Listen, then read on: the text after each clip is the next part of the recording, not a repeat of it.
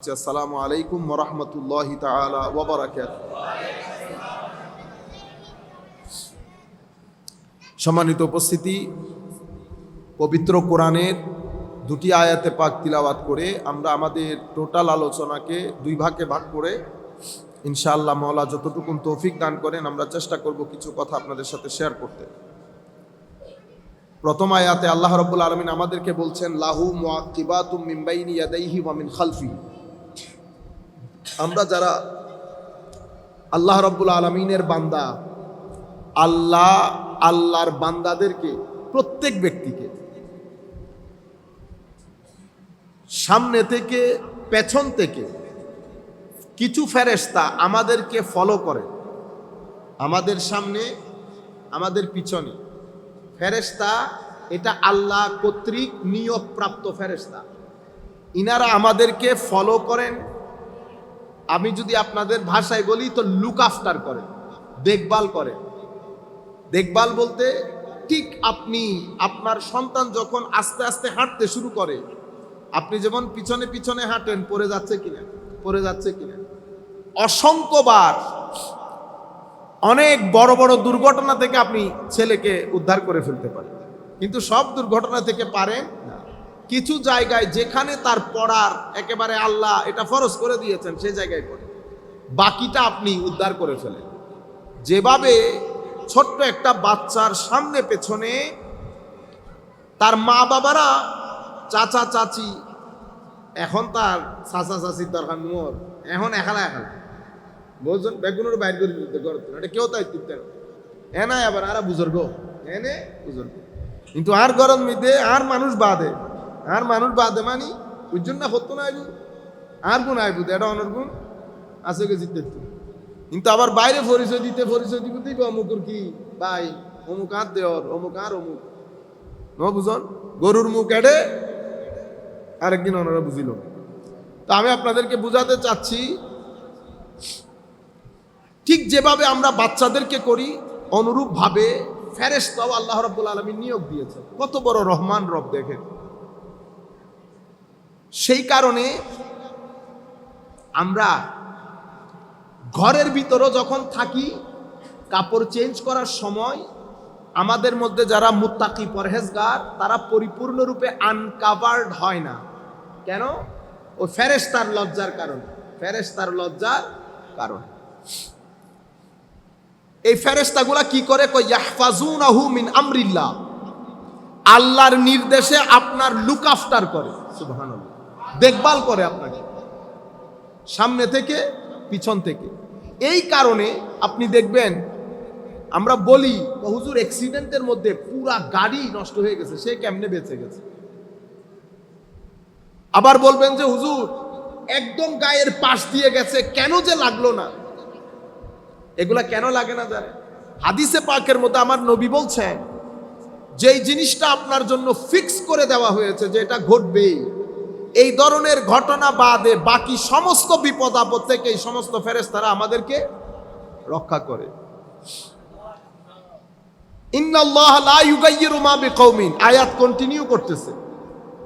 নিশ্চয়ই আল্লাহ কোন ব্যক্তির, কোন জাতি, কোন গ্রামের, কোন শহরের ভাগ্য পরিবর্তন করবে না যতক্ষণ না ভাগ্য পরিবর্তনের জন্য তারা স্টেপ গ্রহণ করবে।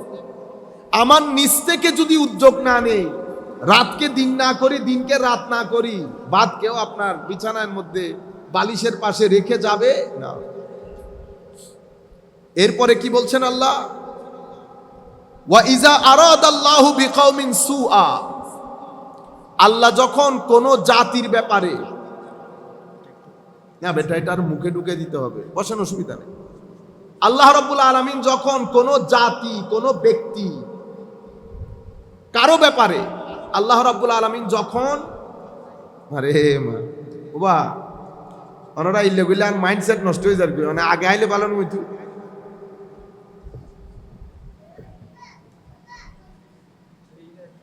বেটা এরপরে আর কোনো নাড়াচাড়া চাই না, ইভেন চোখের নাড়াচাড়াও যদি করেন বন্ধ করে চলে যাও, ডিস্টার্বিং। লেকচার শুরু হয়ে গেলে আর কোনো কথা নাই বেটা। ওয়া ইজা আরাদাল্লাহু বিকওমিন সুআ, আল্লাহ যখন কোনো জাতিকে, কোনো জাতির ব্যাপারে আল্লাহ যখন ডিসাইড করে যে এর ধুলাই করব, তো পৃথিবীর সমগ্র মানুষ যদি একসাথে হয়ে ওই জাতি ব্যক্তিকে বাঁচাতে চায়, আল্লাহর ধরপাকড় থেকে বাঁচাতে পারবে না। ফালা মারাদ্দালা ওয়ামা লাহুম মিন দুনিহি মিন ওয়াল। তো আল্লাহ বাদে কেউ আপনাকে সহযোগিতা করতে পারবে না। যদি আল্লাহ কাউকে অপমানিত করতে চায়, লাঞ্ছিত করতে চায়, বঞ্চিত করতে চায়। এখন এই কথা আল্লাহ এভাবে কেন বললো? সিকোয়েন্স অনুযায়ী প্রথমে কি বলেছে? সামনে পেছনে ফেরেশতা আছে যারা আল্লাহর নির্দেশে আমাদেরকে, আপনাদেরকে, সবাইকে রক্ষণাবেক্ষণ করে। তার মানে এই না যে আমি ট্রাকের মধ্যে ঝাঁপ দেব, না। আমার আল্লাহ বলছেন ইন্নাল্লাহ লা ইউগাইয়িরু মা বিকওমিন। আপনি যদি নিজে নিজে ট্রাকে ঝাঁপ দেন তো আল্লাহ আপনাকে বাঁচাবে না। আপনি নিজেকে নিজে রক্ষা করে চলতে হবে, নিজেকে নিজে দেখভাল করতে হবে, লুক আফটার করতে হবে। আমি জাস্ট আয়াতের অর্থগুলো বলে যাচ্ছি, পরে আমাদের বক্তব্যের মধ্যে আমরা বলবো কেন এই আয়াত পড়েছি। এরপরে নবী করিম সাল্লাল্লাহু আলাইহি ওয়াসাল্লাম হযরতে আব্দুল্লাহ ইবনে আব্বাস রাদিয়াল্লাহু তাআলা আনহুকে একটা নসিহত করেছিলেন। কি বলেছিলেন? তুমি যদি সাহায্য সহযোগিতা চাও তো তুমি সব সময় আল্লাহমুখী হবে, মানুষমুখী না। তোমার ভিতরে যেন আল্লাহর অ্যাওয়ারনেস থাকে, গড অ্যাওয়ারনেস যেটাকে বলে। মানে আমি যা করছি আল্লাহ আমাকে দেখছেন, আমার প্রয়োজন আমার আল্লাহ সবার আগে জানেন। আমি যা কিছু করব আমি যেন আমার ভিতরে এটা রাখি যে সবকিছু আমার আল্লাহ মনিটর করছেন। সেই কারণে আল্লাহর নাম রকিব। কি নাম? রকিব। রকিব মানে যিনি সর্বক্ষণ ক্যামেরার মাধ্যমে আমাকে মনিটর করেন। তো আল্লাহর ওয়ালিরা কি করে জানেন? আল্লাহ মনিটর করার আগে তারা নিজের ভিতরে নিজে একটা ক্যামেরা লাগায়। এটাকে বলে মুরাকাবা। কি বলে? আপনারা বলেন না মুরাকাবা? মুরাকাবা কি জিনিস? মুরাকাবা কৃষক জমিনে ধান লাগানোর পরে, ধান লাগানোর আগে করে তসকিয়া। তসকিয়া মানে কি? তাসকিয়া মানে জমিন তৈরি করা। আপনি আগাছা উপড়ে ফেলেছেন, পুরা জায়গাকে পরিষ্কার করেছেন, ওখানে পানি দিয়েছেন, পানি দিয়ে জায়গাকে উর্বর করেছেন, এটাকে বলে তাসকিয়া। এটাকে কি বলে? তাসকিয়া। তো তাসকিয়ার মধ্যে কি কি কাজ করেছেন? কিছু দিয়েছেন, কিছু নিয়েছেন, কিছু ঢেলেছেন, কিছু তুলেছেন, এটার নাম তাসকিয়া। তাসকিয়ার মধ্যে কি ডালতে হয়? তাসকিয়ার মধ্যে পবিত্রতার পানি, তওবার পানি, ইবাদতের পানি, রিয়াজতের পানি, মানুষকে সহযোগিতার পানি, ভদ্রতার পানি, সব পানি পড়তে পড়তে পড়তে পড়তে এই জায়গাটা নরম হয়ে যায়। আবার কিছু জিনিস তুলে ফেলতে হয়। কি কি তুলবেন? মিথ্যা বলা, অহংকার করা, ঘৃণা করা, মানুষকে বড় দেখানো, এই জিনিসগুলো উপড়ে ফেলতে হয়। এটার নাম তরিকত। এটার নাম তরিকত। তরিকত কোনো ঢং রঙের নাম না। তরিকত বস আমি অমুকের মুরিদ, আমি মুরিদ হয়েছি, মুরিদ হয়েছি বলা নেই। এখন তো রসম রেওয়াজ দুনিয়ার মধ্যে, আমিও করি রসম রেওয়াজ, আপনিও করেন রসম রেওয়াজ, কিন্তু অরিজিনের সাথে এগুলোর কোনো সম্পর্ক নাই। তাইলে কিছু জিনিস ছিঁড়ে উপড়ে ফেলবো, কিছু জিনিস ঢুকাবো, এটাকে তাসকিয়া বলে। যখন তাসকিয়া হয় তো তাসকিয়ার সময় মুজাহাদা করতে হয়। জমিন কি এমনি এমনি হয়ে গেছে? মাথার গাম পায়ে পড়ছে না? মাথার গাম, খাওয়া দাওয়ার ঠিক ছিল, খাওয়া দাওয়ার ঠিক ছিল, একটা টেনশন। মুজাহাদা মানে একটা গভীর চেষ্টা, প্রচেষ্টার মধ্যে আপনার দিন যাচ্ছে, এটা মুজাহাদা। কেন করলেন মুজাহাদা? তাসকিয়ার জন্য। তাসকিয়া কি সেটা বললাম। এরপরে আপনি ধান লাগিয়েছেন, এরপরে ধান লাগিয়েছেন। তো ধান লাগানোর পরে আপনি ঘরে বসে ঘুমাইলে হবে? হবে না। কেন? কারণ জমিনের যখন উর্বর শক্তি বেড়ে গেছে, জমিন যেখান থেকে পারবে সিড নিজের মধ্যে ধারণ করে, আপনি গাছ লাগাইছেন একটা, সে 10টা লাগাই দিবে। বুঝতে পেরেছেন? তখন আমাদের কৃষকদেরকে কি করতে হয়? মুরাকাবা করতে হয়। মুরাকাবা কি জিনিস? আইলে আইলে হেঁটে হেঁটে মনিটর করা, কোথাও কোনো আগাছা উঠেছে কি। আগাছা উঠলে আস্তে করে নেমে এটাকে টেনে উপড়ে ফেলতে হয়, এটাকে বলে মুরাকাবা। আমার আল্লাহ রকিব, আমার আল্লাহ রকিব, মনিটর করছেন। আমার আল্লাহ যখন দেখেন যে আমি মনিটর করছি, কিন্তু আমার বান্দাও নিজেকে মনিটর করছে, আমার আল্লাহ দেখে দেখে আনন্দিত হন, খুশি হন, আল্লাহর মোহাব্বত বেড়ে যায় ওই বান্দার প্রতি। যখন দেখে বান্দা নিজেকে নিজে দেখছে, তার ভিতরে কোনো আগাছা জন্মাচ্ছে কি। আমার আল্লাহ দূর থেকে দেখে, কি কি করে দেখি। তখন বান্দা গুনাহ করার পরে আল্লাহর দরবারে কাঁদে, জিকির করে, আল্লাহকে স্মরণ করে। এটাকে বলে গড অ্যাওয়ারনেস, আল্লাহ সচেতন হওয়া, মুসলমানের সবকিছু আল্লাহ কেন্দ্রিক হওয়া। এটা যখন হয় আমার আল্লাহ আরো খুশি হন। খুশি হলে আমার আল্লাহ কি করেন জানেন? আমার আল্লাহ খুশি হওয়ার পরে বান্দার প্রতি প্রথম যেই দয়া করেন সেটা হচ্ছে আল্লাহর ইবাদতের জন্য বান্দাকে আরো বেশি করে তৌফিক দান করেন। আগে ইবাদত করতে কষ্ট হইতো, এখন কষ্ট হয় না। আগে রাতে উঠতে কষ্ট হইতো, এখন কষ্ট হয় না। এখন এনজয় করে, এখন এনজয় করে। আমার আল্লাহ আরো সহজ করে দেয়, আরো সহজ করে দেয়। যেটা আমার জন্য পাহাড়ের মতো সেটা তার জন্য একটা পাউরুটির মতো। এটা বান্দার প্রতি আল্লাহর বিশেষ দয়া। আমার আল্লাহ আমার উপর নারাজ হয়ে গেছে, গুসা করেছেন। কিভাবে বুঝবেন? যখন দেখবেন আপনার করতে করতে ইবাদত থেকে আপনার মন উঠে গেছে, করে ইবাদত থেকে মন উঠে গেছে। আগে আরামসে নামাজ পড়তে হয় না, এখন মন বসে না নামাজের মধ্যে। তিলাওয়াতে কোরআনের মধ্যে একটা যৌক ছিল, যৌক কমে গেছে। আগে একাকিত্বে থেকে ভিতরে ভিতরে আল্লাহকে স্মরণ করতে ইচ্ছে করতো, দিল ঘেমে যেত, চোখ ভিজে আসতে চাইতো, সব উজাড় হয়ে গেছে। মনে রাখবেন, আল্লাহ নারাজ হয়ে গেছে। এটা হচ্ছে আল্লাহর রাজি হওয়া আর আল্লাহর নারাজি তথা গুসা হওয়া। এভাবে সুফিয়ায়ে কেরাম আমাদেরকে শিখিয়েছেন। আল্লাহ খুশি হলে কেমনে বুঝবেন, আল্লাহ গুসা হলে কেমনে বুঝবেন। আল্লাহ যখন খুশি হবে আল্লাহ ইবাদতের তৌফিকও দান করবেন, সহজ করে দেবেন, এনজয় করবেন। সাথে সাথে মানুষকে আপনার পিছনে লাগিয়ে দেবে। মানুষ আপনাকে বেধড়ক মহব্বত করবে, কিছু মানুষ আপনার চরম সমালোচনা করবে। বুঝতে পেরেছেন? দুই জায়গা। কেন? আপনি নবী বলেন, ওলি বলেন, হেন কোন আল্লাহর দ্বীনের ইমাম, ওলি, আলেম পাবেন না যার কঠিন সমালোচনার সম্মুখীন হতে হয় না। এগুলার মাধ্যমে আল্লাহ ওই ময়লা আবর্জনা যেগুলো আছে আমলের মধ্যে, এই সমালোচনার মাধ্যমে এগুলা ক্ষমা করে দেয়। ইমামে আজম আবু হানিফা রাদিয়াল্লাহু তাআলা আনহু, দুনিয়ার বুজুর্গি এক জায়গায়, ইমাম আজমের বুজুর্গি আরেক জায়গায়। কোনো মিল আছে? কোনো কম্পেয়ার করা যাবে কারো সাথে? এত বড় ইমাম মারা গেছেন জেলে, মারা গেছে জেলে। ইমাম আহমদ ইবনে হাম্বল রাদিয়াল্লাহু আনহু, এত বড় বুজুর্গ, আমরা যখন দেখি তাদের অবস্থা, তখন আমাদেরও ইচ্ছে করে আল্লাহ কিছু মুসিবত আমাদের ভিতরে আসুক, তবে আল্লাহ ধৈর্যের সবরের তৌফিক দান করবেন। ইমাম আহমদ ইবনে হাম্বল দেশ ছেড়েছে, অতঃপর দেশে ফেরত এনেছে। অতঃপর বলেছে, চুপচাপ বসে থাকবা, আজকে থেকে তোমার দরজ বন্ধ, কোনো ছাত্রকে পড়াইতে পারবা না, এই চৌহদ্দির বাইরে যেতে পারবা না। 80 দৌড়া লাগিয়েছে হযরত আহমদ ইবনে হাম্বল রাদিয়াল্লাহু তাআলা আনহু। ইমাম শাফঈ বলেন, ইমাম মালিক বলেন, কুল কায়নাতের ওলি বুজুর্গ যারাই গেছে প্রত্যেককে অনেক বালা মুসিবতের মধ্য দিয়ে অতিক্রম করতে হয়েছে। কেউ হাসতে হাসতে জায়গা অতিক্রম করতে পারে না। কেন? কারণ সবার ইমাম, ইমামুল মুরসালিন, নবীদের ইমাম, কুল কায়নাতের ইমাম, নবমণ্ডল ভূমণ্ডলের ইমাম, ইমামুল মুরসালিন মুহাম্মদুর রাসূলুল্লাহ সাল্লাল্লাহু আলাইহি ওয়াসাল্লাম। আমার নবীর শান যেরকম, আমার নবীর বালা মুসিবতও সেরকম।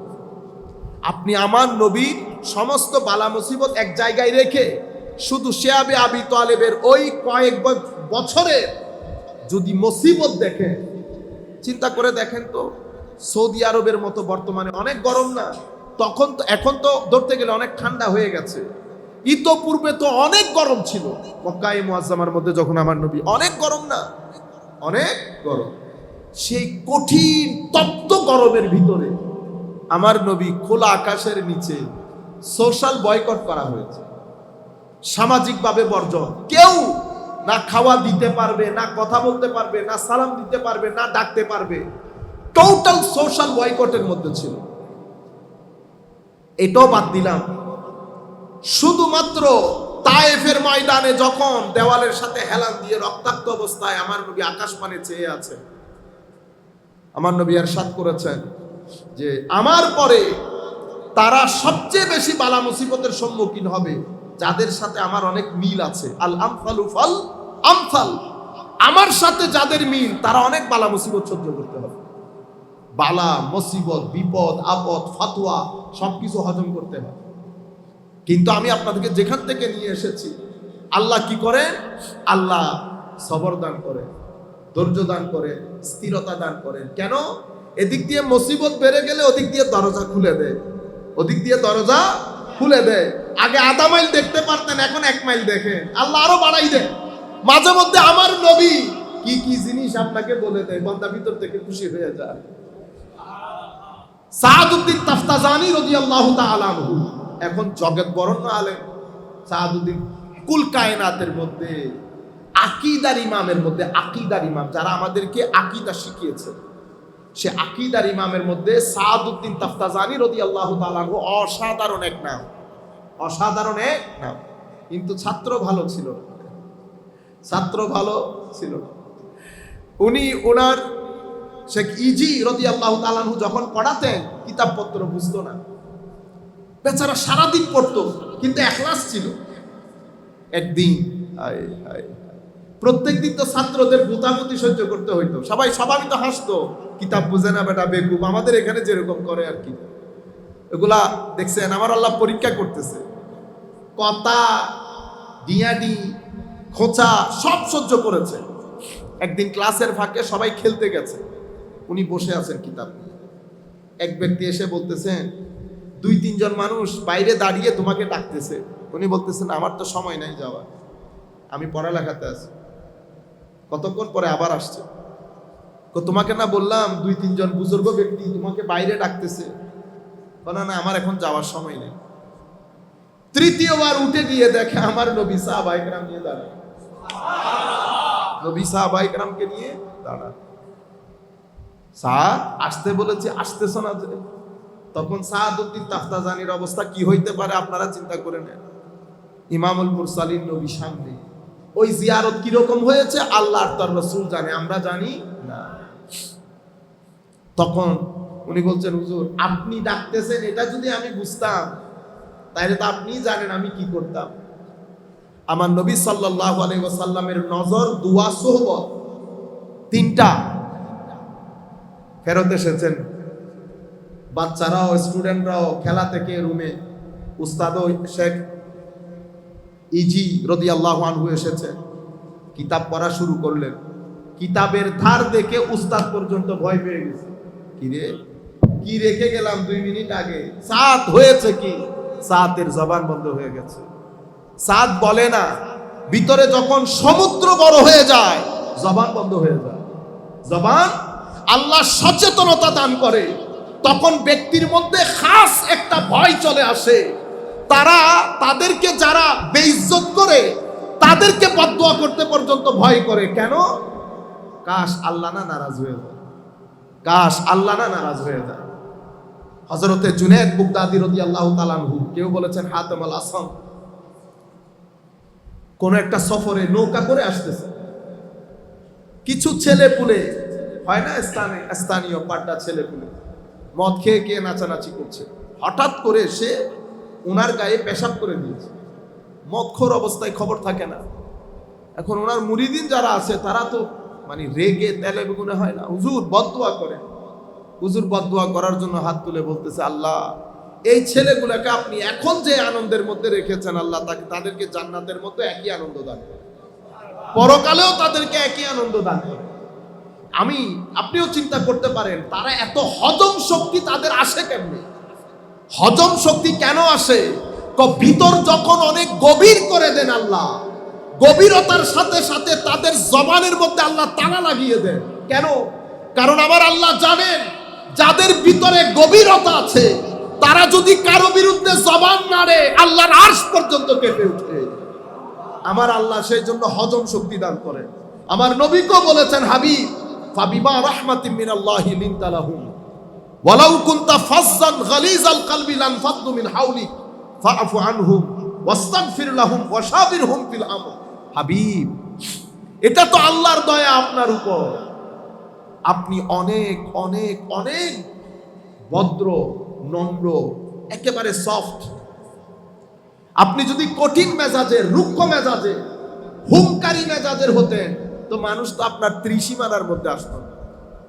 মানুষ কি করে যেত? ছড়িয়ে ছিটিয়ে যেত, কে আপনার আশেপাশে আসতো না। ফাআফু আনহুম। হাবিব, মানুষ যখন আপনার সাথে কথাবার্তা বলবে, সে তো আপনার মতো করে আপনার সাথে কথা বলবে না, কারণ প্রত্যেকের একটা শিক্ষা আছে, পরিবার আছে, বন্ধু বান্ধব আছে, তার একটা সঙ্গ আছে। সে তো আপনার মতো করে আপনার সাথে কথা বলতে পারবে না। আপনি তো আপনি বেমেসাল, আমি তো আপনার মতো করে কাউকে বানাই নাই। সুতরাং হাবিব, যেই আপনার সাথে যেটা বলুক, সে ক্ষমা চাক আর না চাক, আপনি মনে কষ্ট আনিয়েন না। আগ থেকে ক্ষমা, আগ থেকে ক্ষমা চাইতে হবে না। ফাআফু আনহুম। হাবিব, ইগনোর করেন, অ্যাভয়েড করেন, শুনিয়ে নি না, মাফ যাই করো। হাবিব, শুধু মাফ করে দিলে তো হবে না, আমিও মাফ করতে হবে না। আমি মাফ করব যদি আপনি তাদের জন্য মাফ চান। যদি মাফ না চান, আমি তো তাদেরকে মাফ করব না। ওয়াস্তাগফির লাহুম। তাদেরকে ক্ষমা করেন এবং আমার দরবারে তাদের জন্য ক্ষমা প্রার্থনা করেন। বুঝতে পেরেছেন? কিন্তু এক জায়গায় আমার আল্লাহ বলেছেন, হাবিব, আপনি ক্ষমা চাইলেও আমি ক্ষমা করব না। কারা? যখন আপনি শানের সালতে বিয়াদবি করে ফেলবেন, এক চুল পরিমাণও যদি বিয়াদবি হয়, আমার নবীকে আল্লাহ বলছেন, হাবিব 70 বারও যদি ক্ষমা চান, এখন আর ক্ষমা নাই। কেন? কারণ আপনার শানে বিয়াদবি হয়ে গেছে, আপনার শানে বেয়াদবি হয়ে গেছে। ইতোমধ্যে আমি যদি বেয়াদবকে ক্ষমা করে দেই, শয়তান আমার দরবারে এসে দাঁড়াবে না যে আপনি তারে ক্ষমা করলে আমাকে ক্ষমা করলেন না কেন? শয়তানের সমস্যা তৌহিদের মধ্যে ছিল না। সে তো তৌহিদবাদী, সে তো জানে আল্লাহর একত্ব, আল্লাহর মহানত্ব, আল্লাহর বিশালত্ব, সবকিছু সে জানে। তার সমস্যা তৌহিদের না, তার সমস্যা হচ্ছে রেসালতের, নবুব্বতে। এটাকে বলে তানকিসে নবুব্বা। সে নবুয়তকে অস্বীকার করে নাই, আন্ডার এস্টিমেট করেছে। কি করেছে? আন্ডার এস্টিমেট করেছে। এক ভদ্রলোক আমাকে বলতেছেন, না এটা আল্লাহর আদেশ অমান্য করেছে, তো অনেকবার আদেশ মান্য করি পারে দিতে লিখবে এলে হইলে তো ওনারা ব্যাকিং বাদ দেওয়া। আই আল্লাহ আরে বড় শতান বানাই, কারণ আমি তো আমাকে চিনি, জাহের বাদ দেনে আমি কিরকম। আমরা যেই পরিমাণ আল্লাহর আদেশ অমান্য করি, নামাজ পড়তে বলেছে নামাজ পড়ি না, মানুষকে সহযোগিতা করতে বলেছে করি না, মানুষের সাথে বেয়াদবি করি, অশ্লীলতা, আরো কত অরাজকতা, কিন্তু আমাদেরকে কি রজিম বলা হয়েছে? রজিম বলা হয় না। শয়তান শুধু উসজুদু লি আদম লা আসজুদ, আদমকে সিজদা করো, করব না, এই করো করব নার মধ্যে শয়তান ফা ইন্নাকা রাজিম, বের হও এখান থেকে। বুঝতে পেরেছেন? এই জন্য এক জায়গা শানের রিসালতের মধ্যে বেয়াদবি হওয়া ছাড়া আমার আল্লাহ বাকিগুলা ক্ষমা করেন। তাগফারতা লাহুম আম লাম তাস্তাগফির লাহুম লা ইয়াগফিরাল্লাহু লাহুম। আপনি ক্ষমা চান আর ক্ষমা না চান, আমি অবশ্যই তাদেরকে ক্ষমা করব না। কখন? যখন শানের রিসালতের মধ্যে বেয়াদবি হয়। অহংকার দেখান যখন বারেগাহের রিসালতের মধ্যে। কি রকম? ওয়াইজা কিলা লাহুম তাআলাউ ইস্তাগফির লাকুম রাসূলুল্লাহ। যখন এদেরকে বলা হয় যে আল্লাহ রাসূলের দরবারে আসেন, আল্লাহ রসুল আপনাদের জন্য ক্ষমা চাইবেন, তখন লাউয়াউ রুউসাহুম, মাথারে ঝাঁকুনি মেরে বলে যে আবার রসুলের দরবারে যেতে হবে। বুঝতে পেরেছেন? এটা বলার পরে আমার আল্লাহ বলছেন, সাওয়া সাওয়া হাবিব, বরাবর, মাফ চান আর না চান আমি ক্ষমা করছি না।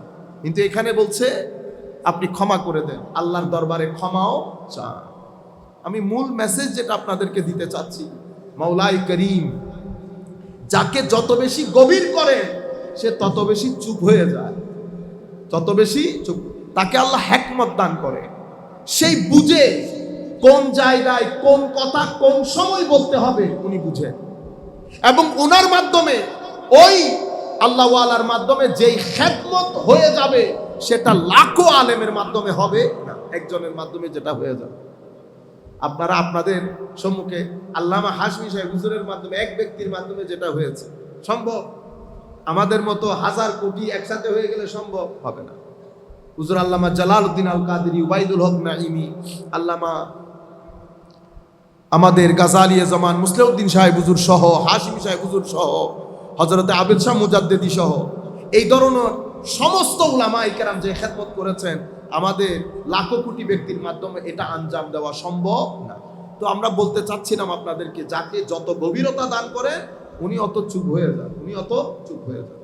আর ওই যে তাসকিয়ার কথা বলছি, মুরাকাবার কথা, আল্লাহ আমাদেরকে মনিটর করে। তো আল্লাহ যখন দেখেন বান্দাও নিজেকে নিজে মনিটর করে, মুরাকাবা, আল্লাহ রকিব, বান্দাও রকিব, বান্দাও নিজেকে মনিটর করছে, আল্লাহ নিজে। আমার হযরত আলী বলছেন, আল্লাহ হিসাব চাওয়ার আগে নিজের হিসাব নিজে করো, প্রত্যেক দিন পাস হবে কিনা। এটা আউলিয়ায়ে কেরামের তালিমাত, আউলিয়ায়ে কেরামের তালিমাত। আমার নবী সাল্লাল্লাহু আলাইহি ওয়াসাল্লাম হাদিসে পাকের মধ্যে একই কথা আমাদেরকে শিখিয়েছেন, হাসিবু ক্বাবলা আন তুহাসাবু। আমরা যেন আমাদের হিসাব আমরা করি আল্লাহ হিসাব করার আগে।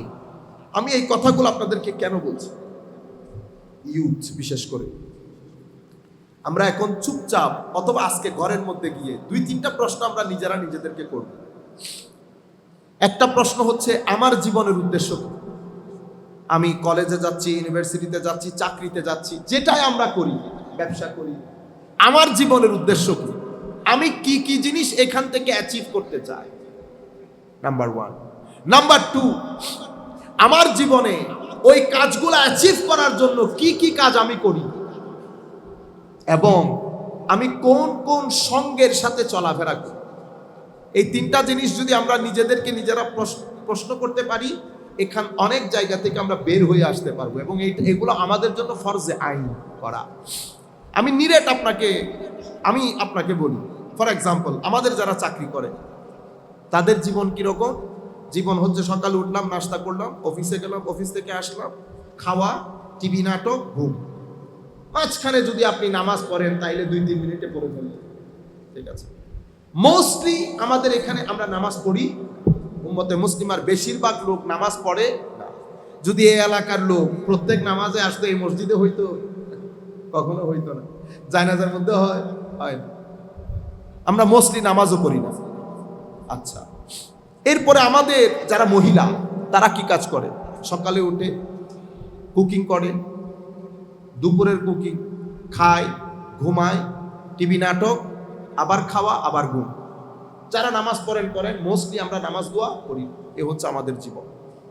কিন্তু আমাদের সামনে ঘর 2টা, একটা ঘর আমার ঘর, আর একটা ঘর আমার কবর। 2টা ঘর।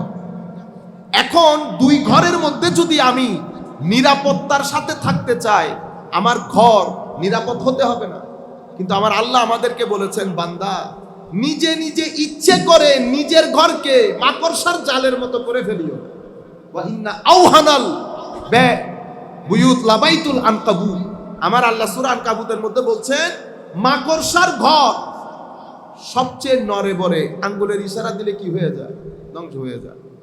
আমার আল্লাহ বলছেন, যেই ব্যক্তি আল্লাহ বাদ দিয়ে অন্য জীবন, অন্য আদর্শ, অন্য আকৃতি প্রকৃতি, যে কোনো জিনিসকে নিজের আপন বানিয়ে আল্লাহ রাসূল ভুলে গেছে, সে নিজে ইচ্ছাকৃতভাবে তার ঘরটাকে মাকড়সার জালের মতো করে ফেলেছে, একেবারে নড়ে। মাকড়সার জাল কি হয়? প্রথমে তো বাতাসে ঢুলে। আপনি বাইরে, এখানে যত ভাইরাস আছে, নিজেকে নিরাপদ রাখতে পারবেন না। আপনারা বলেন তো দেখি, এখন আমরা যে ঘরে থাকি সেই ঘর মাকড়সার ঘর না ইটের ঘর? আপনারা বলবেন ইটের ঘর না, ইটের ঘর না। আপনি বলতেন হুজুর এসিও লাগাইছে, সব আছে, আমরাও জানি, আমাদেরও আছে। মনে রাখবেন, এসি আলা ঘর ঠান্ডা না, মনে ঠান্ডা থাকলে তাইলে ঠান্ডা। মন যদি ঠান্ডা থাকে তাইলে ঠান্ডা, শরীর ঠান্ডা করে লাভ আছে?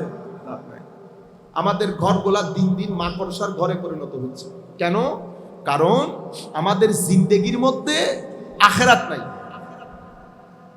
আপনার রুটিন যতক্ষণ পর্যন্ত পরকালমুখী না করবেন, আপনার ইহকাল সুন্দর হবে না। আমরা মনে করি কি এটা কবর থেকে শুরু হবে, না, কবর থেকে না। আপনি এই ধরতি থেকে আপনি এক বিন্দু নাড়াচাড়া করতে পারবেন না যদি আপনি হারাম, অশ্লীল এই কাজগুলা, আল্লাহ রাসূল থেকে দূর এই কাজগুলা যদি আপনার জীবনে থাকে, আপনি এই জমিন থেকে ভোগ করা বাদে 1 ইঞ্চি সামনের দিকে যেতে পারবেন? আপনাকে এখানে ভোগ করতেই হবে। আমাদের ভোগ আমরা কিভাবে ভোগ করছি এখন আপনারা চিন্তা করে দেখেন। আর সামগ্রিক জীবনে ভোগান্তি আছে কিনা? আমরা প্রত্যেকেই সালাতুনিয়া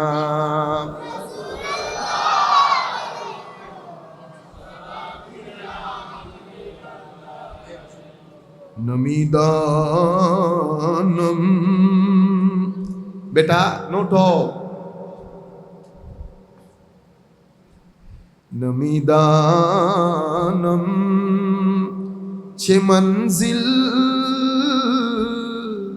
বুদ সব যায় কে মনবুদম বাহর সো রব সে বিসমিল বুদ সব যায় কে মনবুদম সলাতুনিয়া রসূলুল্লাহ আলাইকুম সালামুনিয়া হাবিবাল্লাহ আলাইকুম। সামগ্রিকভাবে একটা অরাজকপূর্ণ পরিস্থিতিতে পড়ে গেছি আমরা। ঘরের জ্বালা, এটার জ্বালা, এটার জ্বালা, আপনি হিসাব করতে থাকেন। আমাদের ঘরগুলা মোস্টলি, আমি যদি একজন একজন করে পরীক্ষা করি তো সবাই মোস্টলি বলবেন হুজুর ফুয়াশার কারণে কি দিন হলে বউ থাকে। এই যে ঘরগুলা এরকম অরাজকপূর্ণ পরিস্থিতি কেন হয়েছে? প্রত্যেক ব্যক্তি আপনি যদি জিজ্ঞেস করেন বলবে ছেলেদের কারণ, ভাগ্য ভালো বাচ্চা হয়ে গেছে। কারণ আমরা অনেক মানুষ এর এই সমস্যা, ওর ওই সমস্যা, যাকে জিজ্ঞেস করি কথাই ভাগ্য ভালো হুজুর বাচ্চা হয়ে গেছে, নাইলে অনেক আগে বিদায় করে দিতে হবে। তাহলে পারিবারিক অবস্থা যখন এত অস্থির হয়ে যাবে, আপনার নামাজে মন বসবে? মন বসবে না। আপনার জীবনের সেট আপ করতে পারবেন না আপনি। সেই কারণে ভিতরে যদি শান্তি না থাকে আপনি তো ইবাদতও করতে পারবেন না। সেই কারণে আমার নবী পারস্পরিক সম্পর্ক ছেদকে হালাকাতুদ দ্বীন বলেছে, দিন ধ্বংস হয়ে যাওয়া বলেছে। কোনটাকে? পারস্পরিক সম্পর্ক ছেদ হওয়াকে। আমি আগে বুঝতাম না ইয়া রাসূল, হালাকাতুদ দ্বীনের সাথে ইসলাহ যাতিল বাইন এই দুইটার মধ্যে সম্পর্ক কি। পরবর্তীতে বুঝলাম যে পারস্পরিক সম্পর্ক যদি সুন্দর না হয়, ভাই বোনের সম্পর্ক, পাড়া প্রতিবেশীদের সম্পর্ক যদি সুন্দর না হয়, আপনার ভিতর সংকুচিত হয়ে যায়। সংকোচন মন দিয়ে কখনো ইবাদতের মধ্যে মন বসে না। ইবাদতে মন বসানোর জন্য সরহুস সদরের দরকার হয়, খুলাসি না। এই জন্য আমার নবী বলেছেন, বাইরে থেকে কেউ যদি আসে, ভিতরে যদি বসার জায়গা থাকে তাফাসাহু, তাকে বসার জায়গা করে দাও। বসার জায়গা করে দিলে কি হবে? আল্লাহ এটা খুলে দেবে, এটা খুলে দেবে। আমি চিন্তা করতাম বসার জায়গা দিলাম তো এটা খুলে দেওয়া, দুইটার সাথে সম্পর্ক কি? পরে যখন সাইকোলজি সহ একসাথে মিলাইলাম, আপনি যখন কাউকে রিল্যাক্স করবেন, জায়গা করে দেওয়া মানে কি? সে যখন জায়গা পাচ্ছে না, টেনশনে পড়ে গেছে না, আপনি শুধু তাকে রিল্যাক্স করে দিয়েছেন বসিয়ে। আমার নবীর হাদিস, আমার আল্লাহর সুন্নত হচ্ছে, আপনি যখন কোনো ব্যক্তিকে রিল্যাক্স করবেন, আল্লাহ আপনার রিল্যাক্সেশনের দায়িত্ব নিয়ে নেবেন, গ্যারেন্টি।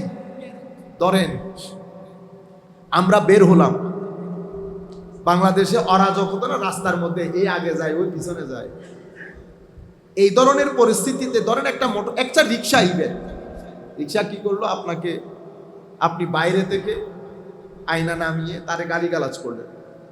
এটাই তো করেন, আমরা এটাই তো করি, গালিগালাজ। কিন্তু আপনার কাছে আরো একটা অপশন আছে। অপশনটা কি? আচ্ছা ঠিক আছে, হয়ে গেছে হয়ে গেছে, ওকে চলে যান, কোনো অসুবিধা নেই বেটা, আল্লাহ হাফেজ। এটা একটা অপশন। আমরা সবাই মিলে করি প্রথমটা। আপনি যদি প্রথমটা করেন এবং এটা করার পরে যদি ব্যবসা অফিসে যান, আপনার অফিসে যান, ঘরে আসেন, দেখবেন আপনি সারাদিন ঝগড়া করতেছেন, আপনার ভিতর সংকুচিত হয়। আপনি যখন কাউকে হিট করবেন, এই ভিতরটা, এটা আজীব মন, এটা অটোমেটিক্যালি সংকুচিত হয়ে যায়। মন যখন সংকুচিত হয়, এটা আপনার পুরো শরীরের মধ্যে প্রভাব বিস্তার করে। আপনি খিটখিটে স্বভাবের হয়ে যাবেন, মেজাজ দেখাবেন, দেখবেন যে অফিসও বরবাদ, ঘরও বরবাদ। কিন্তু আপনি যদি একটা হাসি শুধু তাকে দেন, একটা হাসি, অথবা এতটুকু বলেন, আচ্ছা অসুবিধা না, যা হয়েছে আল্লাহ ইন্নাল্লাহ মা'আস সাবিরিন, আমি গ্যারান্টির সাথে আপনাকে বলছি, অফিসে গেলেও শান্তি, ঘরে আসলেও শান্তি, ঘুমাইলেও শান্তি পাবে। কেন?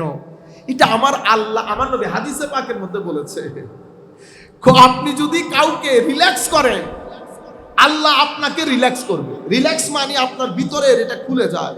আউলিয়ায়ে কেরাম এত উদার কেন, এত ধৈর্যশীল, এত নম্র, এত ভদ্র, গভীর জলের মতো হয়ে যায় কেন?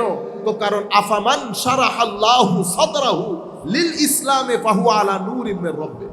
আমার আল্লাহ যখন কারো সিনাকে খুলে দেন, আফামান শারাহাল্লাহু সাদরাহু, সিনা যখন খুলে দেয় সেটার ভিতরে নূর চলে আসে। সাহাবায়ে কেরাম জিজ্ঞেস করেন, ইয়া রাসূলুল্লাহ, সিনা যে খুলেছে সেটা কেমনে বুঝবো? দেখছেন নি অবস্থা, কি কি প্রশ্ন করে। আমার নবী বলতেছেন এটা ইজিলি বুঝতে পারবা। কি রকম? যার সিনা খুলে গেছে তার জীবনের মধ্যে তুমি দুনিয়ার চেয়ে আখিরাত বেশি দেখবা। তার জীবন, উঠা বসা, চাল চলন, ধাঁচ, প্রকৃতি, আকৃতি সবকিছুর মধ্যে তুমি আখিরাত বেশি দেখবা। আমি তরুণদেরকে বলছি, বিশেষ করে জিন্দেগির সিলেবাসকে আপনি আখিরাতমুখী করেন, কবরমুখী করেন। আমরা কাফের মুশরিক না, আমরা আমেরিকান না, ইংলিশ না, আমরা মাদানী, আমার নবীর উম্মত। আমরা, আমাদের নবী আমাদেরকে শিখিয়ে গেছেন সম্মান কোথায়, জিন্দেগি কোথায়, স্থিরতা কোথায়, শান্তি কোথায়, সুখ কোথায়। আমার নবী আমাদেরকে শিখিয়ে গেছেন। আমার নবী যেই তালিম দিয়ে গেছেন, পৃথিবীর কোন মায়ের ছেলে বিশ্ববিদ্যালয় থেকে ওই তালিম আমাদের নিতে হবে না। তালিম আমাদের কাছে আছে। পৃথিবীর সমস্ত দেশ ভোগান্তির মধ্যে, ধর্ম ছেড়ে দিয়ে, দিন ছেড়ে দিয়ে, আমরা আমেরিকান হওয়ার কোনো দরকার নাই।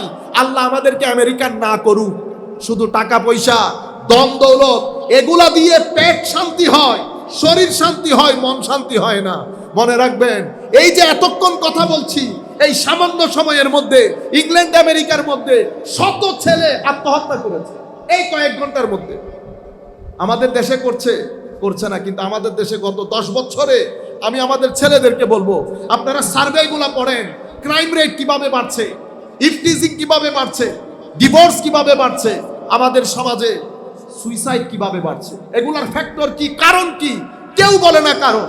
কিছুদিন আগে আমাদের ঢাকা বিশ্ববিদ্যালয়ের এক ভদ্র মহিলা, যারা এগুলো নিয়ে গবেষণা করে, ওনারা আলটিমেটলি কি, তো সামাজিক বন্ধন বাড়াইতে হবে, অমুক বাড়াইতে হবে। বলতে লজ্জা করে আপনাদের যে দিন বাড়াইতে হবে, দিনের শিক্ষা দিতে হবে। আপনি দিন বাদ দিয়ে অশ্লীলতা বন্ধ করতে পারবেন না। অশ্লীলতা বন্ধ না হলে অস্থিরতা বন্ধ হবে না। অস্থিরতা বন্ধ না হলে ডিভোর্স বন্ধ করতে পারবেন না। ডিভোর্স বন্ধ না হলে ক্রাইম বন্ধ করতে পারবেন না। ক্রাইম বন্ধ না করলে আপনি ড্রাগ ডিলিং বন্ধ করতে পারবেন, মদ, শরাব, ইফটিজিং, রেপ বন্ধ করতে পারবেন না। একটা আরেকটার সাথে ইন্টারলিঙ্কড। কিন্তু আমরা শুধু কি বলি, সামাজিক মূল্যবোধ, সামাজিক মূল্যবোধের ক্ষয়ক্ষতি, মোরাল ডিগ্রেডেশন হচ্ছে। তো মোরাল ডিগ্রেডেশনটা কেন হচ্ছে? 20-30 বছর আগে আমাদের বাপ দাদাদের জমানায় তো মোরাল ডিগ্রেডেশন ছিল না। তারা তো তাদের পকেটে পয়সা না থাকলেও যে আনন্দের মধ্যে তারা ছিল, যে সুখের মধ্যে তারা ছিল, আপনারা জানেন, মানসিক প্রশান্তির সাথে পুরা সোসাইটির সেটআপ জড়িত থাকে। আপনার এখান থেকে শান্তি চলে যাবে, এটা পুরা সোসাইটির মধ্যে ইম্প্যাক্ট করবে। অটোমেটিক্যালি সোসাইটির মধ্যে কিছু জিনিস বেড়ে যাবে। আপনি ইচ্ছে করলে কমাইতে পারবেন না।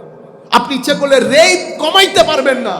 আপনি আর্ট এন্ড কালচারের নাম দিয়ে পুরা সোসাইটির মধ্যে নর্তকী এবং অশ্লীলতার বাজার গরম করে আপনি যদি বলেন এখানে রেপ বেড়ে গেছে, মহালাস কিছু মুনাফেকের কারণে, একেও রাজি করাইতে হয়, একে রাজি করাইতে হয়। কেন?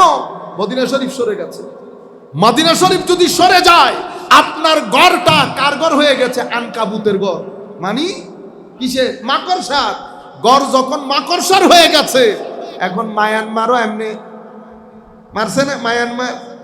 মায়ানমারও মারে। 3 টাকার ইসরায়েল এখন দৌড়াইয়া মারতেছে না। কেন? কারণ আনকাবুতের ঘর, মাকড়সার ঘর, যার যা মন চাই করছে। কিন্তু ঠিক আজকে থেকে 200 বছর আগে শুধুমাত্র এগুলা তো 2 টাকার মাছ। পৃথিবীর কোন শক্তি, পরাশক্তি, শুধু বলা হতো আসতেছে, কি বলা হতো? আয়ের বলি হই দিয়ে রে শক্তি, মহাশক্তি, মহাশক্তি। ফিল্ডের মধ্যে কাউকে খুঁজে পাওয়া যায় না। আমরা বলতেই বলি, তিনি আসিয়া মারিয়া কাটিয়া ফিরিয়া লুটিয়া দলিয়া চলিয়া যায়। তিনি আসিয়া মারিয়া কাটিয়া ফিরিয়া লুটিয়া দলিয়া চলিয়া যায়। এত শান, এত শৌকত কিসের কারণে? তখন ঘরটা বাইতুল আনকাবুত ছিল না, মাকড়সার জাল ছিল না, এটা মজবুত ঘর ছিল। কেন? কারণ ওই ঘরের মানুষের মধ্যে, শিক্ষার মধ্যে ফিকরে আখিরাত জড়িত ছিল, গড অ্যাওয়ারনেস জড়িত ছিল, সুলুক ছিল, তরিকত ছিল, আখলাক ছিল, ইলম ছিল, ঘর মজবুত ছিল। কোন মায়ের ছেলে চোখে চোখ রেখে তাকানোর সাহস করে নাই। আল্লামা ইকবাল বলছে, ঘর না থাকতে পারে আমাদের, আমরা ঈগলের মতো পাহাড়ের উপরে থাকি। আমরা ঈগলের মতো পাহাড়ের উপরে থাকি। ঈগলের চোখ দেখেছেন কখনো? ঈগলের চোখ, ইন্না লিল্লাহ, ঈগলের চোখের মধ্যে এত রোগ, এত ভীতি, এত দবদবা আল্লাহ রেখেছেন। আপনি ঈগলের চোখে চোখ রাখলে আপনার ভিতরে ভীতির সঞ্চার হবে। ঈগলের চোখ কোনো ঘরবাড়ি করে না, কিসের উপর থাকে? পাহাড়ও কি, আল্লামা ইকবাল বলছে পাহাড়ও কি চটানো পার, একেবারে পাহাড়ের উপর, সবার উপরে থাকে। তারপরে ও শিকার কখনো কারো মরা জিনিস খায় না, নিজে শিকার করে নিজের চেয়ে অপেক্ষাকৃত বড়কে ধরে। জঙ্গে বদরের মতো 300-1000 জনকে ধরছে, ঠিক ঈগলের মতো। সেই জাতি নামতে নামতে এখন আমরা নফসের পূজা করতে করতে, নিজের পূজা করতে করতে। সম্মানিত ভাইয়েরা, সুতরাং আপনার সিলেবাসকে আপনি দেখেন, চেক করেন ওখানে আখিরাত আছে কিনা। যদি আপনার সিলেবাসের মধ্যে আখিরাত না থাকে, আমরা আখিরাতের মাধ্যমে দুনিয়া করি, দুনিয়ার মাধ্যমে আখিরাত না, দুনিয়া করতে করতে আখিরাত না, আখিরাত করতে করতে দুনিয়া। এটার জন্য আল্লাহ আমাদেরকে বানিয়েছে। আমরা এখানে থেকে যাওয়ার জন্য না।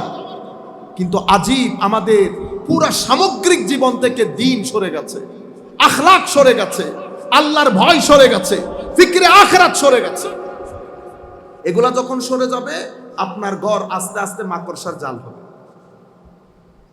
সুতরাং কবরস্থানের 5 ফিট নিচে তো আপনি মনে করছেন মাটির নিচ না, সেটা আলোক একটা দুনিয়া।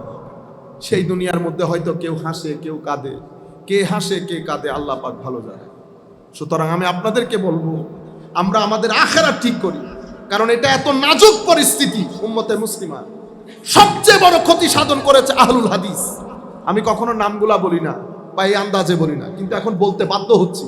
আগামী 1 সপ্তাহ পর্যন্ত আপনারা যারা ফেসবুকের মধ্যে আমাদেরকে করেন, ফলো করেন, আমরা ইনশাআল্লাহ আগামীকাল বা আগামী পরশু থেকে আমরা ধারাবাহিকভাবে এই যে ফিরকাগুলা, শিয়া, আহলুস সুন্নাহ ওয়াল জামাত, ওয়াহাবি আকীদা প্রত্যেকে এসেছে, কি করে, আহলুল হাদিস, আহলুল কোরআন, সব বিষয়ে বলবো। আপনারা বুঝতে পারবেন সবচেয়ে বেশি ক্ষতি সাধন করেছে উম্মতে মুসলিমার এই পর্যায়ে আহলুল হাদিস, যারা পুরা মুসলিম মিল্লাতে 1200 বছরের ঐতিহ্যকে চ্যালেঞ্জের মুখে ফেলে দিয়েছে। ও ভাই, 1200 বছর আইমাই উম্মত, কেউ ফিকার কি তাক সাজিয়েছে, কেউ হাদিসের থাক সাজিয়েছে, কেউ উলুমুল হাদিসের থাক সাজিয়েছে, কেউ সুলুক তরিকত তাসাউফের থাক সাজিয়েছে। আপনি এসে একজন ভালো করে বুঝতে পেরেছেন, ওজুর ফরজ ওয়াজিব জানি না, আপনি 1200, 1250, 1400 বছরের উম্মতে মুসলিমার তারিখকে কি করতে চান? ধুলোয় মিশিয়ে দিতে চান। আপনি বলতে চাচ্ছেন পুরা ফিক, উসুলুল ফিক 1400 বছরের উম্মতে মুসলিমার এই খেদমত আমরা তুলে সমুদ্রে নিক্ষেপ করতাম, এটা তো মুসলমান বলতে পারে না, এটা মুসলমান বলতে পারে না। উম্মতে মুসলিমার সবচেয়ে বড় দুর্ভাগ্য হচ্ছে সৌদি আরব ক্ষমতায় আসার পরে মুসলিম মিল্লাত যখন ধসে পড়ে, বিভিন্ন রাষ্ট্রে, আগে ছিল উম্মতে মুসলিমা, এখন কেউ বাংলাদেশি, কেউ পাকিস্তানি, কেউ তার্কিশ, কেউ ইজিপ্ট, কেউ প্যালেস্টাইনের দিকে নজর দেওয়ার কেউ নাই। কারণ আমি তো বাংলাদেশি, কিন্তু আজ থেকে 250-300 বছর আগে উম্মতে মুসলিমা ছিল, উম্মতে মুসলিমা। এটা আমার প্রথম পরিচিতি। বাংলাদেশি, পাকিস্তানি এটাকে বলে সেকেন্ডারি আইডেন্টিটি, বা my first and foremost identity is I am part and parcel of Muslim ummah. আমি মুসলিম উম্মার সদস্য। সেই কারণে কোন জায়গায় পৃথিবীর কোন বাইরের লোক আক্রমণ করার দুঃসাহস দেখায় না। সেই কারণে সেই কনসেপ্ট থেকে ইউরোপিয়ান ইউনিয়নের কনসেপ্ট, সবাই আলাদা আলাদা দেশ, কিন্তু একটা ইউনিয়ন করেছে। একজনের রবিবারকে সোমবার বললে সবাই একসাথে মিলে বলে সোমবার। আপনারা বুঝতে পেরেছেন? ঐক্যের মধ্যে এত দাপট। মুসলিম মিল্লার ঐক্য প্রথম হুমকির সম্মুখীন হয়েছে ওয়াহাবি আন্দোলনের মাধ্যমে। কিসে আন্দোলনের মাধ্যমে? ওয়াহাবি আন্দোলনের মাধ্যমে। এই ওয়াহাবি আন্দোলনের মাধ্যমে মুসলমানদের 1100 বছরের তারিখ, 1100 বছরের ইতিহাসকে চ্যালেঞ্জ করে নতুন প্রজন্মের কাছে মেসেজ দেওয়া হয়েছে, সব মুশরিক বেদাতি। 1100 বছরের মুসলমানদের তারিখ, এটা বলে সব মুশরিক আর বেদাতি, এখানে কোনো মুসলমান নাই। এখান থেকে উম্মতে মুসলিমার ফাটল, এখান থেকে এক আজীব পরিস্থিতির সৃষ্টি। তারপরে নতুন নতুন আমরা অর্গানাইজেশন সাজিয়েছি শুধুমাত্র নিজের অবস্থানটাকে পাকা করার জন্য এবং উম্মতে মুসলিমা পুরা মুসলিম বিশ্বে নিজের অবস্থানকে শক্ত করার জন্য আমরা একটা দুইটা অর্গানাইজেশন না, শত শত অর্গানাইজেশন বানানো হয়েছে। কিছু অর্গানাইজেশন তো এমন সেখানে বাংলাদেশের লোক বাকি পুরা মুসলিম বিশ্বের লোক পাবেন, তাদেরকে রিয়াদের মধ্যে জায়গা করে দেওয়া হয়েছে, সেখান থেকে অফিসে বসে বসে ফতোয়া মারে, এটা বেদাত, ইমাম গাজ্জালি উপড়ে ফেলো, অমুককে সমুদ্রে নিক্ষেপ করো। সৌদি আরব, ও এটা তো মুসলিম রাষ্ট্র, এটা তো আসল সব ফেরেশতার দল ওখানে, খবরদার এদের বিরুদ্ধে কথা বলা মানে দ্বীন ইসলাম বিরুদ্ধে কথা বলা। দেখছেন এই কাজটা আমরা করি, এই খারেজিয়ত, এই উগ্রতা, তারপরে চিন্তার স্বাধীনতার নাম দিয়ে আমরা চাই কোরআন হাদিস না হোক, কোরআন হাদিস ডাইরেক্ট আমরা যাব অন্য কোনো জায়গায়, কারো কাছে কোনো কনসাল্ট করার দরকার নাই। এখানে শব্দ আছে, শব্দের সাথে শব্দের প্রেক্ষাপট আছে, শব্দের সাথে আরবি ডায়ালগ আছে, শব্দের সাথে হাদিস শরীফ আছে, হাদিস শরীফের বিশাল সমুদ্র আছে, সেই সমুদ্রের মধ্যে ব্যক্তি আছে। ব্যক্তি নির্ভরশীল হতে পারে, নির্ভরশীল নাও হতে পারে, নির্ভরযোগ্য হতে পারে, নির্ভরযোগ্য নাও হতে পারে, শত শত জিনিস এটার মধ্যে ইনভলভ। এরপরে ব্রেইন, আমার ব্রেইন শার্প, আরেকজনের ব্রেইন একটু কম, আরেকজনের ব্রেইন একটু কম, অনেক কিছু না। তো ইয়া রাসূলুল্লাহ আপনি যাওয়ার পরে উম্মতে মুসলিমার এই দিনকে লুক আফটার কারা করবে? আল উলামা ওয়ারাসাতুল আম্বিয়া, আমার উম্মতের আলেমরা এটাকে লুক আফটার করবে। উম্মতের আলেমরা, আমার নবী, সাহাবী, তাবেঈ যাওয়ার পরে উম্মতের আলেমরা পাগলের মতো ছুটেছে পুরা দ্বীন ইসলামের বাউন্ডারিকে নিরাপদ করার জন্য, যেন এটা আওহানুল বুয়ুত না হয়। যারা হাদিসের ক্ষেত্রে কাজ করেছে, কারণ আল্লাহ রাব্বুল আলামিন এটা ইউতের জন্য, এখানে এই পৃথিবীতে যত ধরনের লোক দরকার আমার আল্লাহ তত ধরনের লোক বানিয়েছে। আমাদের কাজ প্রত্যেক ব্যক্তিকে ব্যক্তি হিসেবে সম্মান করা, তার প্রফেশনের জন্য না। সুইপারও সম্মানের, সুইপারও আল্লাহ বানিয়েছেন নির্দিষ্ট কাজে, তাদের ছাড়া আমরা পৃথিবীতে থাকতে পারবো না। এই জন্য আমার নবী সিম্পল রুল দিয়ে দিয়েছেন, বড়দেরকে যারা সম্মান করে না, ছোটদেরকে যারা স্নেহ করে না, তারা আমার উম্মত না। আপনি তখন বলতে পারবেন না ইয়া রাসূলুল্লাহ ওই ব্যক্তি সুইপার ছিল।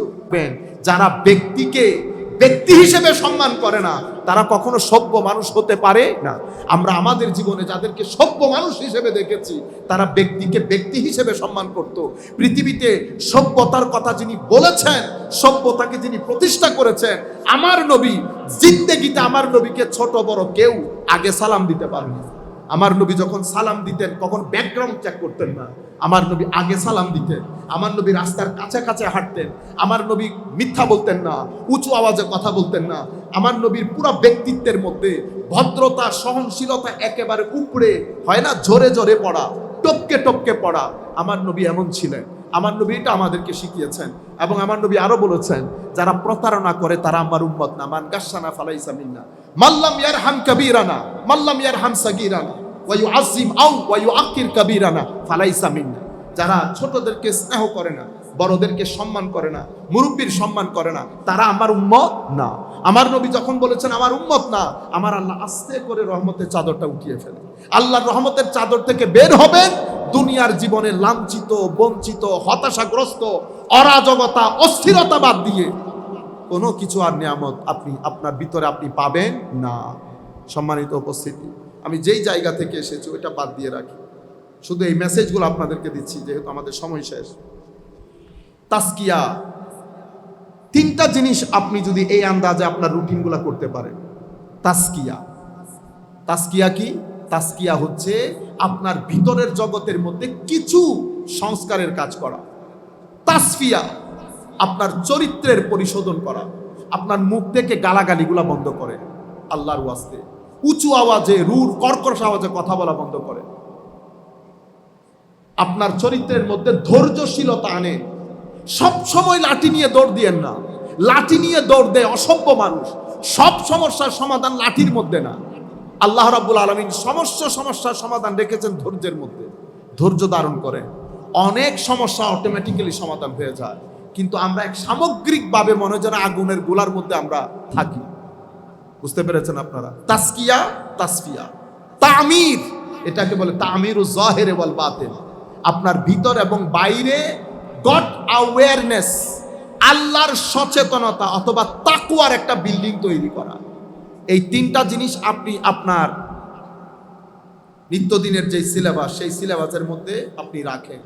নিজেকে নিজে জিজ্ঞেস করেন আপনি কি জন্য, কেন বানানো হয়েছে, কোন এক্সপার্টিস আপনার ভিতরে আছে, আপনি কিসের কাজ, কোন কাজ করতে আপনি বেশি আনন্দ বোধ করেন।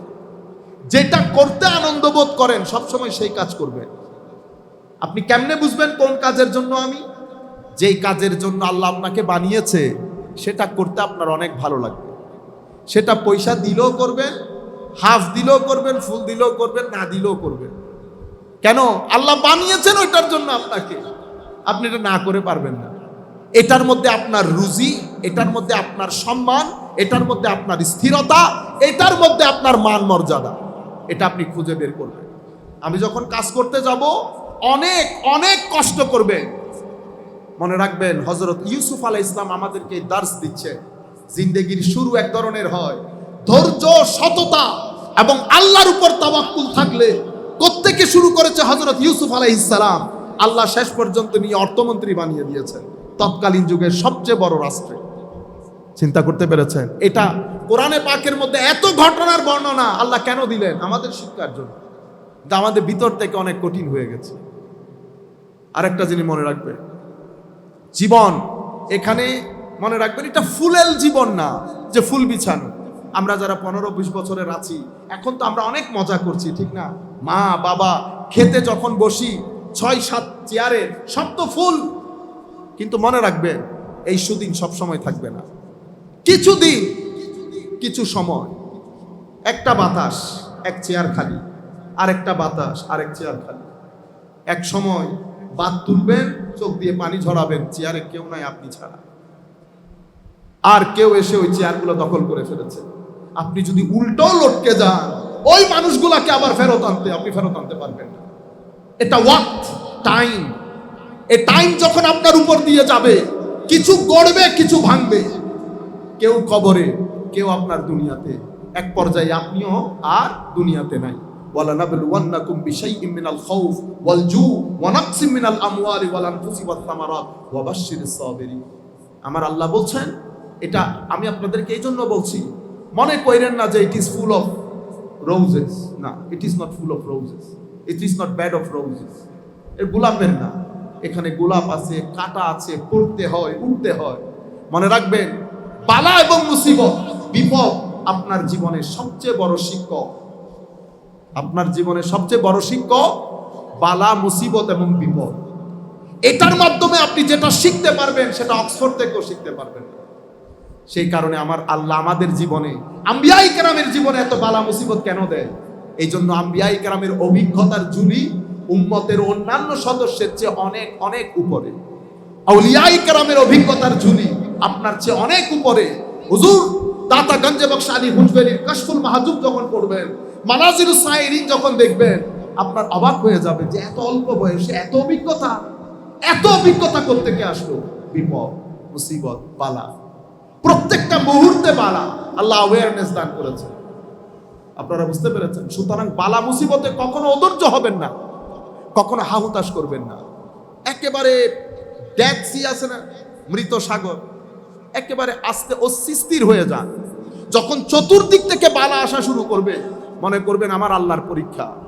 যিনি বালা দিয়েছেন, মুসিবত দিয়েছেন, উনি মনিটরিং এর মধ্যে আপনাকে রেখেছেন। আমার আল্লাহ শিখিয়ে দিচ্ছেন, অসম্ভব বালা মুসিবত যখন আসবে হাউতাশ করিস না বান্দা। রাতের অন্ধকারে সবাই যখন শুয়ে যায়, মুসল্লায় বসে থাকিস, মুসল্লায় বসে থাকিস। তাফাররাক লিইবাদাতি, হাদিসে কুদসি। আমার আল্লাহ বলছেন, আমি তোর সমস্যা দূর করে দেব। ওয়া আসুদ্দা ফাকরা, তোর মুখাপেক্ষিতা, তোর প্রয়োজন মিটিয়ে দেব।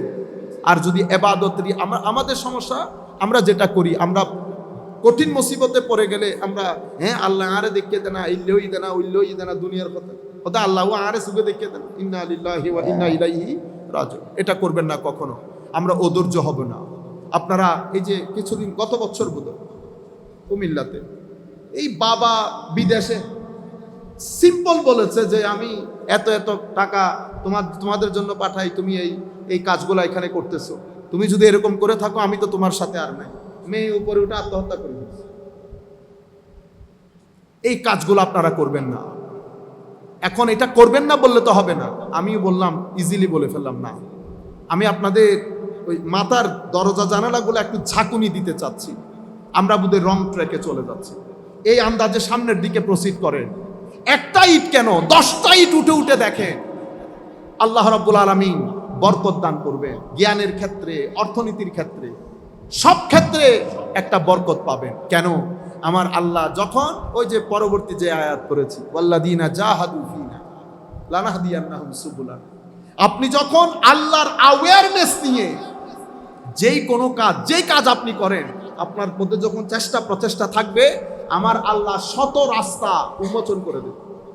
কৃষকের জন্য কৃষির রাস্তা, জ্ঞানের জন্য জ্ঞানীর জন্য জ্ঞানের রাস্তা, বিজ্ঞানীর জন্য বিজ্ঞানের রাস্তা, বলির জন্য বলির রাস্তা, শত সুবুলানা। মাদ্রাসার ছেলেরা বুঝে, মুজাফ এবং মুজাফিলাই দুইটা যখন প্লোরাল হয়, কি হয়? বহুবচন হয়। কম্প্রিহেন্সিভনেসের একটা অর্থ থাকে। শত দরজা আল্লাহ বান্দার জন্য উন্মুক্ত করে দেয়। ওয়া ইন্নাল্লাহা লামাআল মুহসিনিন। আর তুমি যদি আল্লাহর অ্যাওয়ারনেস পেতে চাও তো সঙ্গ ঠিক করো। এটা আমার আখেরি কথা, সঙ্গ। মনে রাখবেন, আমার জীবনে সঙ্গ দুইটা। কয়টা সঙ্গ? দুইটা। একটা নিজের সাথে নিজের সঙ্গ, আর একটা হচ্ছে আপনার সাথে আমার সঙ্গ, আপনার বন্ধু বান্ধব। প্রথম সঙ্গ আমার নিজের সাথে নিজে। সেটা কি? মনে রাখবেন, আমাদের ভিতরে একটা নফস আছে, একটা কলব আছে, একটা রূহ আছে। আপনি আপনার ভিতরের জগৎটাকে যদি তাসকিয়া না করেন, পরিষ্কার পরিচ্ছন্ন না করেন, এই ঘরটা দরজা জানালা বন্ধ হয়ে আপনি 1 বছর পরে বাইরে থেকে এসেছেন, এটা কেমন যেন একটা মানে ড্যাট হয়ে গেছে না, ঢুকতেই গন্ধ, ঢুকতেই গন্ধ। 2 দিন থাকেন আপনি অসুস্থ হয়ে যাবেন। এটাও আপনি দরজা জানালা বন্ধ করে হিংসা, বিদ্বেষ, অহংকার, কখনো গীবত করেছেন, গীবতের পানি পড়েছে, অশ্লীল কথা বলেছেন, পানি পড়েছে, অশ্লীলতা দেখেছেন, পানি পড়েছে, অশ্লীলতা শুনেছেন, পানি পড়েছে। এই অশ্লীলতা, মিথ্যা, ছলছাতুরি, প্রতারণা সবকিছু করে আপনি আপনার ভিতর জগৎকে পচিয়ে ফেলেছেন। এটা আপনার প্রথম সঙ্গ। এই সঙ্গের সাথে যখন আপনি সারাদিন থাকবেন, আপনি কখনো আল্লাহর গোলামি করতে পারবেন না। আপনি আলটিমেটলি কার গোলামি করবেন? নিজের গোলামি, নফসের গোলামি করবেন। আপনি এখান থেকে বের হতে পারবেন না। সুতরাং আপনারা পৃথিবীর শান্তি, পৃথিবীর শান্তি পরে, আগে নিজের শান্তি। আপনার মনেই যদি শান্তি না থাকে, পৃথিবীর শান্তি দিয়ে কাজই হবে না। আগে মনের শান্তি। আলা বিযিকরিল্লাহি তাতমাইন্নুল কুলুব। হায়াতে তাইয়্যিবা, অর্থাৎ স্থির এবং শান্তিপূর্ণ জীবন যদি আমার ভিতরে না থাকে, তো বাংলাদেশে শান্তি থাকবে কোত্থেকে? আমার ভিতরের পবিত্রতা, এটার জন্য নামাজ, এটার জন্য ওযু, এটার জন্য তিলাওয়াতে কোরআন, এটার জন্য জিকির, এটার জন্য ইমাম মুয়াজ্জিনের সাথে উঠা বসা, এটার জন্য আপনার সমাজে অপেক্ষাকৃত যারা ফাইনান্সিয়ালি দুর্বল তাদেরকে সহযোগিতা করা। কার ঘরে বিয়ে নেমেছে, অন্যান্য মানুষের মাধ্যমে খবর নেন টাকা পয়সা আছে কিনা। আপনি দেখেন আপনার এলাকার মধ্যে কার টাকা পয়সা কম, দূর থেকে একটু মনিটর করে। আমার ভাই, দেওয়ার মধ্যে যেই শান্তি, দেওয়ার মধ্যে যেই হাসি, সেটা পৃথিবীর কোথাও আপনি খুঁজে পাবেন না। আমার নবী সাল্লাল্লাহু আলাইহি ওয়াসাল্লাম হাদিসে পাকের মধ্যে ইরশাদ করছেন, আনাবি যররিন রাদিয়াল্লাহু আনহু قال قال رسول الله সাল্লাল্লাহু আলাইহি ওয়াসাল্লাম। হযরত আবু যর গিফারি রাদিয়াল্লাহু তাআলা আনহু থেকে বর্ণিত, উনি বলছেন, আমার নবী সাল্লাল্লাহু আলাইহি ওয়াসাল্লাম ইরশাদ করছেন, তাবাসসুমুকা ফি ওয়াজহি আখিকা লাকা সাদাকা। আপনি যখন কাউকে দেখে মুস্কি হাসি দেবেন, তো এটা সাদকা। সাদকা মানে এটা আপনার ভিতরকে কি করবে? রিল্যাক্স করে দেবে। কেন? কারণ আপনার হাসি আরেকজনের ভিতরে শান্তি দান করে। দেওয়ার মধ্যে এত শান্তি, যে কোনো কিছু। এরপর আমার নবী সাল্লাল্লাহু আলাইহি ওয়াসাল্লাম ইরশাদ করছেন, ওয়া'মুরু বিল মা'রুফ ওয়া নাহয়ুকা আনিল মুনকার লাকা সাদাকা।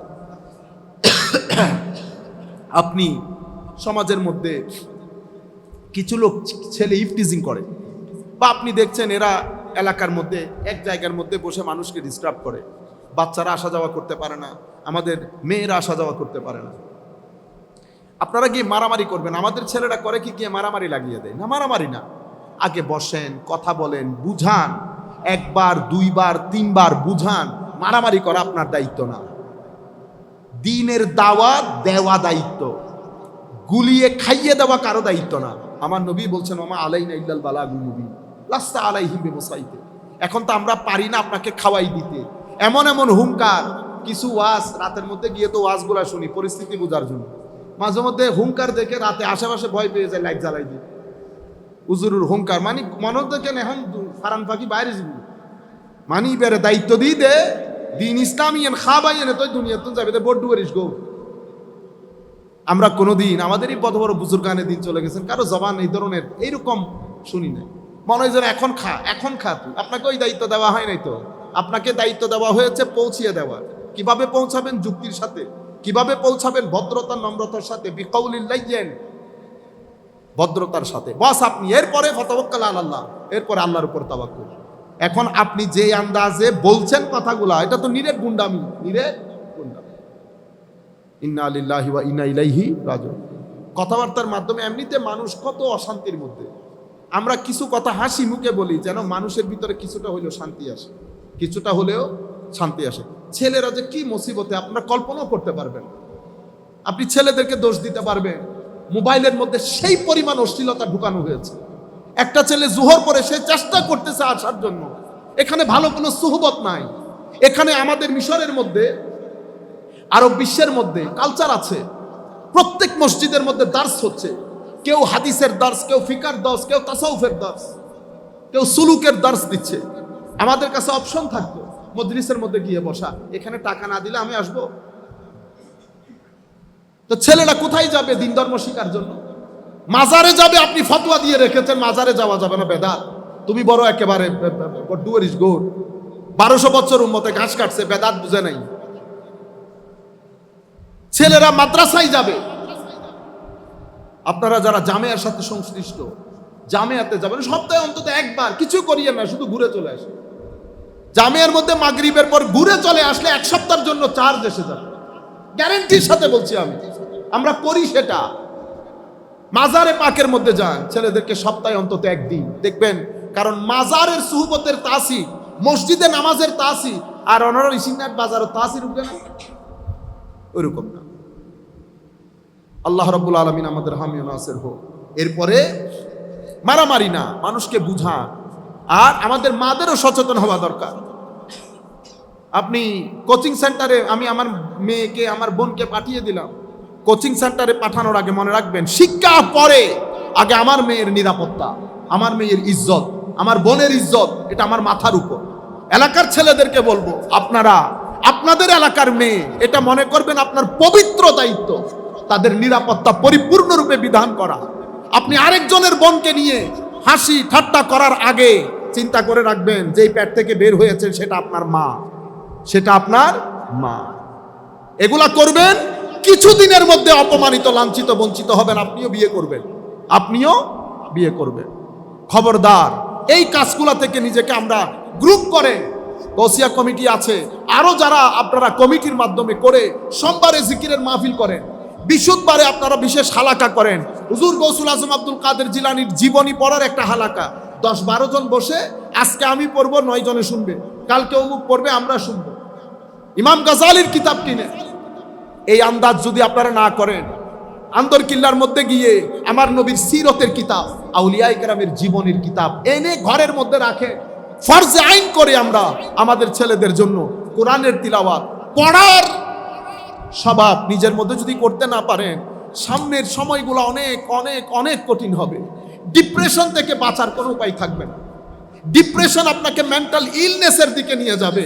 টাকা পয়সা, গাড়ি বাড়ি, তখন আপনার ইচ্ছে করবে কাশ যদি পারতাম এগুলো নিয়ে সমুদ্রে নিক্ষেপ করতাম। আপনারা মনে করছেন যারা বাংলাদেশে করাপশনের বাজার গরম করে কোটি কোটি টাকার মালিক হয়েছে, কিছুই হয় নাই। যত দূর ঢুকবেন গন্ধ বের হয়, গন্ধ বের হয়। আপনি আমার নবীর আনিত বিধানকে বৃদ্ধাঙ্গুলি প্রদর্শন করে, মানুষের সম্পদ হরণ করে আপনি বড় বড় গাড়ি দৌড়িয়ে শান্তি পাবেন। আল্লাহ কিন্তু জমিনের মধ্যে ওই সুন্নত বানাই নাই। আমার আল্লাহর সুন্নত হচ্ছে হায়াতে তৈয়বার জন্য ঈমান এবং আমল শর্ত। মান আমিলা সালিহান মিন যাকারিন আও উনসা ওয়া হুয়া মুমিন ফালানুহইয়ান্নাহু হায়াতান তাইয়্যিবা। হায়াতে তৈয়বা আসে ঈমান এবং আমলের পরে। ঈমান আমল বাদে হায়াত কখনো হায়াতে তৈয়বা হয় না। যা কিছু করবেন, যখন আপনার মাথায় এটা আসবে যে ওইটারে ঠকাইয়া সব পকেটে ঢুকাবো, তখন মনে করবেন আপনার উপর শয়তান ভর করছে। ছেলেদেরকে বলছি, যখন আপনার মাথায় আপনি চেষ্টা করে যাচ্ছেন, কখনো চেষ্টা করার পরে নিরাশ হবেন না। আমার আল্লাহ আপনার চেষ্টা তাকিয়ে থাকে, শুধু দেখে আপনি কতটুকু ধৈর্য ধারণ করতে পারেন। যখন আপনার মাথায় আসবে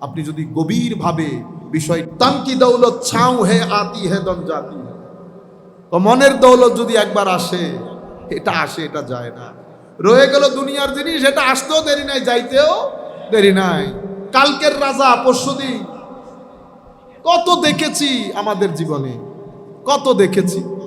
যাই হোক, পানি পানি কর গই মুঝকো কলন্দর কি बात,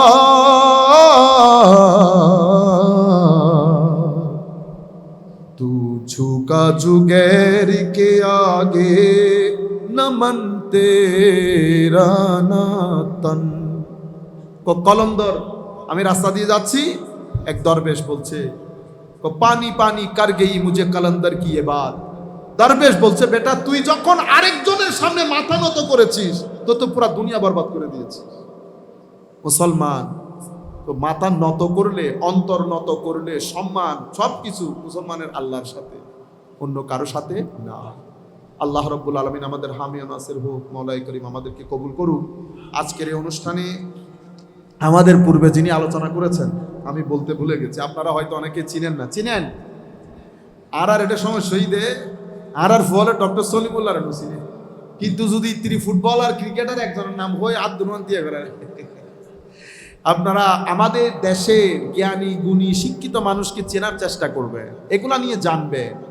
যিনি আমার পূর্বে আলোচনা করেছেন অনেক ভালো আলেম, বড় আলেম, দোয়া করবেন আল্লাহ যেন তার এলমের মধ্যে, আমলের মধ্যে, ইখলাসের মধ্যে লক্ষ কোটি গুণ বরকত দান করেন। আল্লাহ যেন আহলুস সুন্নাত ওয়াল জামাতের ইয়াং শ্রেণীর মধ্যে এই ধরনের আরো কয়েক হাজার নূর নবী দান করেন। আহলুস সুন্নাত ওয়াল জামাতের রেভলিউশনের জন্য, সংস্কারের জন্য এই ধরনের বেশ কিছু লোক আমাদের দরকার। আপনারা দোয়া করবেন। উনি আমাদের সাউদার্ন ইউনিভার্সিটিতে জামিয়া ছিল, সাউদার্ন ইউনিভার্সিটিতে পড়ান। আল্লাহ যেন তার হায়াতের মধ্যে বরকত দান করেন। ওয়া মা আলাইনা ইল্লাল বালাগ।